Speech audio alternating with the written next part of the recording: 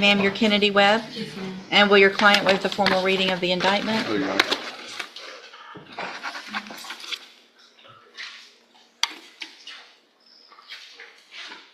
Ms. Webb, in cause number 25, DCCR 0258, you're charged with the state jail felony offense of a false alarm or report to emergency services from November 12th of 2024. And how do you plead to that charge? Guilty. Are you pleading guilty freely and voluntarily? And because you actually did what they charged you with? I have here on the computer some documents that have your signature on them that the state has marked as exhibit number 1. Before you signed these, did you go over them with Mr. Parker? Yes. And do you fully understand them? Yes. And do you understand, if I follow the agreement that you've made with the district attorney, that you will be waiving or giving up any right to appeal? Yes. And it looks like the agreement that you've reached is for a 2-year deferred adjudicated probation. There would be a $500 fine. You would be required to follow all of the rules and conditions of probation, including not having contact with Tashelle McKinney and Lamar University. Do you understand? Yes. And do you also understand, if you're not a U.S. citizen, a plea of guilty or no contest may result in your deportation, exclusion from admission to the country, or denial of naturalization under federal law? Yes, I understand. Your Honor, just to clarify, this is under section 1244A. It's That's correct, Judge. punishable as a misdemeanor. That's right, Judge. So is it state jail felony, Just punishment. but punishment under a Correct. misdemeanor? So Correct. if there's a violation, it would be a state jail felony Correct. conviction, Yes, correct? Correct. So,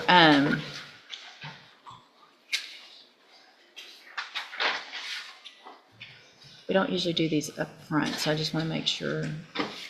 Misdemeanor punishment, so that's, circle that. Okay. So, state tenors number 1. No objection. It's admitted. Is there any evidence that Ms. Webb is not competent? No, Your Honor. All right, ma'am, I'm going to find that you entered your plea of guilty freely and voluntarily, find that you're mentally competent and you understand the nature and the consequences of your plea. Mr. Coleman, what's the state's position with regard to waiving pre-sentence report?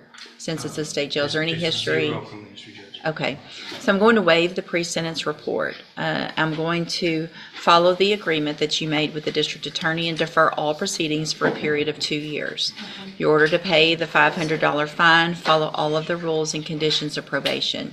If you do that, this is an excellent opportunity, because at the end of the probation period, if you're successful, the case is dismissed. You'll never have a felony conviction on your record. The other side of that, though, is if you violate any condition of probation, you can be brought back into court. You could be found guilty of the offense, which is a felony, and it would be a felony conviction. You could be sentenced anywhere in the range of punishment under 1244, which is up to 1 year in the Jefferson County Jail. Do you understand? Yes, I'm going to hand you the trial court certification that shows this was an agreement that I followed, and so you've waived your right to appeal.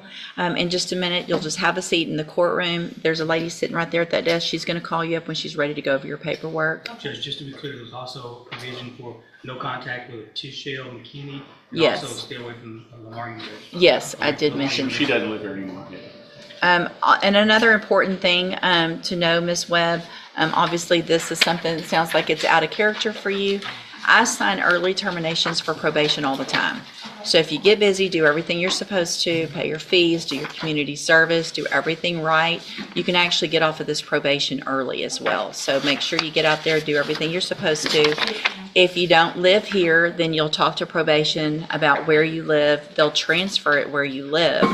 The important thing about that is it's kind of double duty for you. You're going to report in person wherever you're living, but they're just supervising you as a courtesy is what it's called.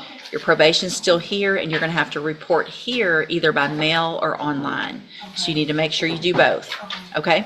All right, just have a seat here in the courtroom. She'll call you up when she's ready to go over your paperwork.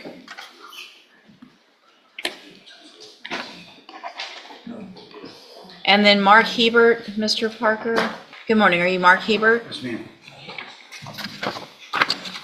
My computer is going extra slow today.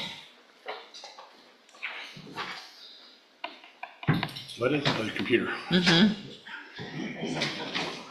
Me too, maybe, but the computer is winning on the slow. It's just Doesn't seem to spinning be as now. busy today. Huh? Doesn't seem as crowded today. No, it's kind of a smaller docket that we have. Okay, here we go.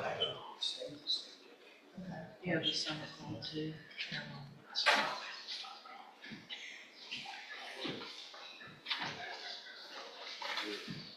And will Mr. Hebert waive the formal reading of the indictment? Will, Your Honor. Mr. Hebert, in cause number 250455, you're charged with the third-degree felony offense of driving while intoxicated, third or more, from April 16th of 2024. The indictment alleges you were previously convicted of driving while intoxicated March 31st of 2010, and then after that, January 8th of 2013. And how do you plead to that charge? And are those prior convictions true? Yes. Did you enter your plea of guilty and true freely and voluntarily? And because you actually did what they've charged you with? Speak up, yes. Yes, I'm sorry. And I have here on the computer some documents that have your signature on them that the state has marked as exhibit number 1. Before you signed these, did you go over them with Mr. Parker? Yes. Do you fully understand them? Yes, ma'am. And do you understand, if I follow the agreement that you've made with the district attorney, that you'll be waiving or giving up any right to appeal? Yes, ma'am. And it looks like the agreement that you reached is for a 5-year term in prison, but that would be probated for 5 years. You'd be on probation. There would be a $1,000 fine, and you would be required to follow all of the rules and conditions of probation. Also, it looks like there would be a This one, dismissal, misdemeanor. a misdemeanor, what kind of case? It's a harassment. Okay. I actually have the cause number now. Judge, if I may hold off on that until sentencing, just so we Sure. can check it. Right. Yes, sir. Yes, ma'am. Is that your understanding of the agreement? Yes, ma'am. Do you also understand, if you're not a U.S. citizen, that a plea of guilty or no contest may result in your deportation, exclusion from admission to the country, or denial of naturalization under federal law? Yes. State tenders number No 1. objection. It's admitted. Is there any evidence that Mr. Hebert's not competent? No, Your Honor. All right, sir, I'm going to find that you entered your plea of guilty freely and voluntarily, find that you're mentally competent and understand the nature and the consequences of that plea, find sufficient evidence to find you guilty. However, I'm going to reset your case so that the probation department can do a pre-sentence report. That'll give me more information about you and your case, and then we will come back later for sentencing. You need to stop and talk to probation on your way out of the courtroom today, and she's sitting at that desk right there.